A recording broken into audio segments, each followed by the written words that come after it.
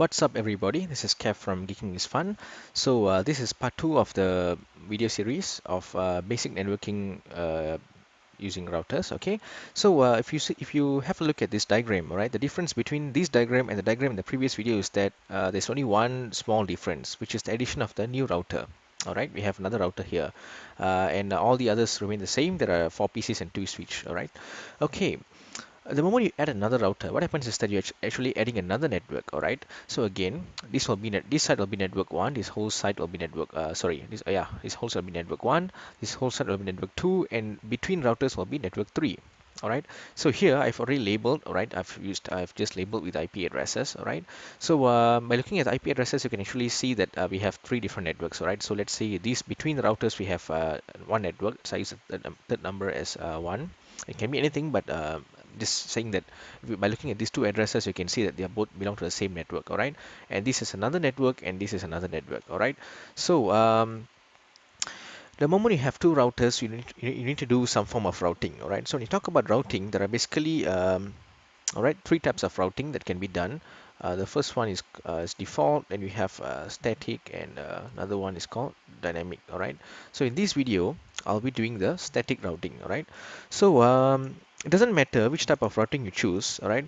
Our goal is to make sure that all the devices will able to communicate with each other. All right. So it doesn't matter if you choose default, static, or dynamic. Whichever way you configure, all the devices must be able to communicate with each other. All right.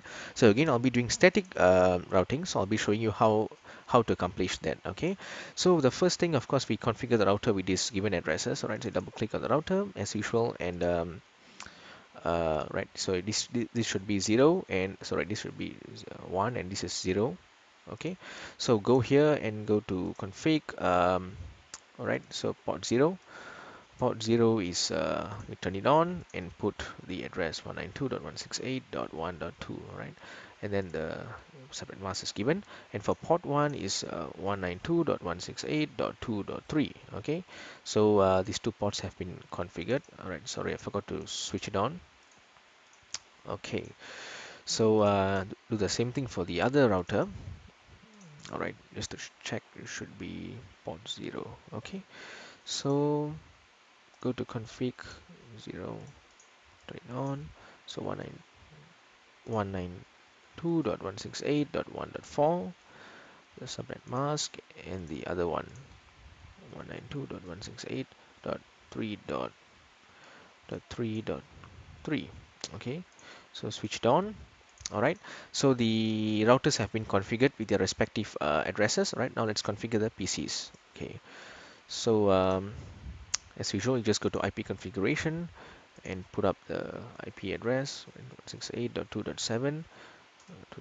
Sorry, okay. Yeah, we have already given as 7, just use 7. Okay, the default gateway is the router's IP address 192.168.2.3. Okay, so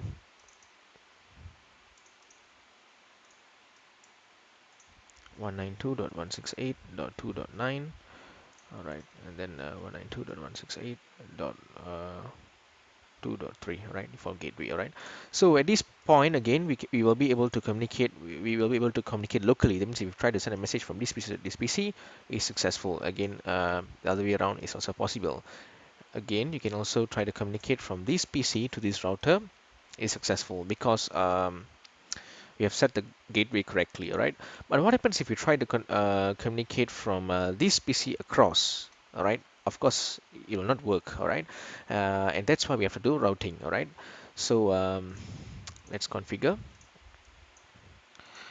192.168.3.5, 192.168.3.3. Okay,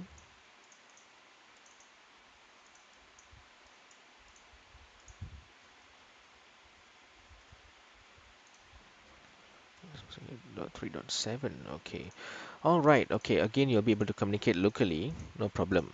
But what if you try to the router? No problem.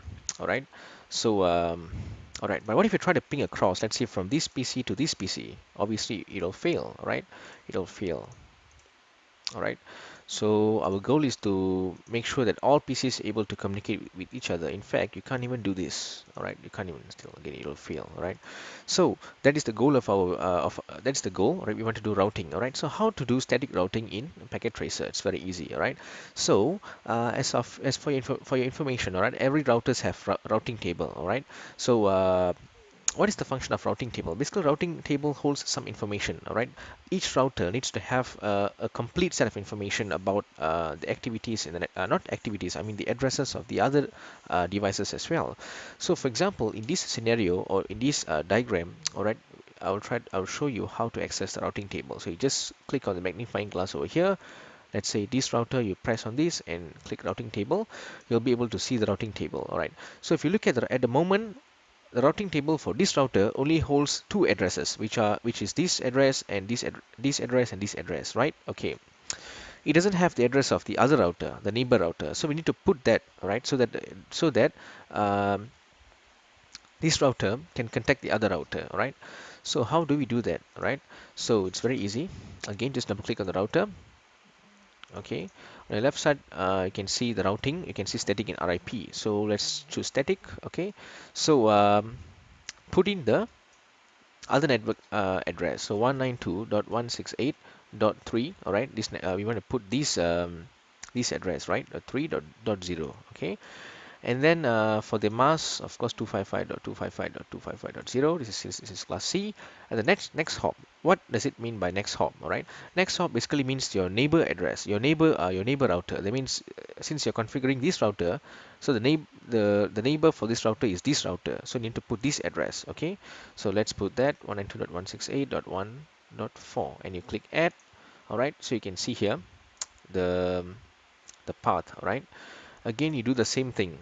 Now if you try to just check the routing table, all right, you can see another another piece of information is added. All right, you have added the other network's address, and this is actually a static route. Okay, so let's do the same for the other router. Okay, so we double click, go to static, and put the address of the other network on 2.168.2.0. Okay, and the mask is again 255.255.255.0, and the next hop is of course the address of this router. All right, 192.168.1.2. Click add. All right, so at this point all the devices have been configured, and importantly, you have filled up the routing table with the relevant information, all right, complete information, so that you have maximum reachability. Again, we are doing static, all right, static routing. All right, we're doing static routing. Okay, so static routing. Now if you try to ping across, it may, okay, initially it may fail. You just take a bit of time. Okay, successful. All right, the moment you can ping across, that means it's been configured correctly. Okay, you can come, in fact you can even try to send a message across to this router. It is successful, so you have maximum reachability. Okay, so again, this was static routing. All right, what we have done is that we have actually configured the routers. All right, we have added, for example, from this router, we need to add the address of the next network, all right, into the routing table, and do the same for the neighbor router. All right, from this router, you need to add the address of the other network and also the neighbor router's address as the next hop. All right, so I hope you got to learn something new. And if there's enough time, I'll be doing dynamic routing using Packet Tracer, or also known as RIP. So thank you very much. Signing off, Kev from Geeking is Fun.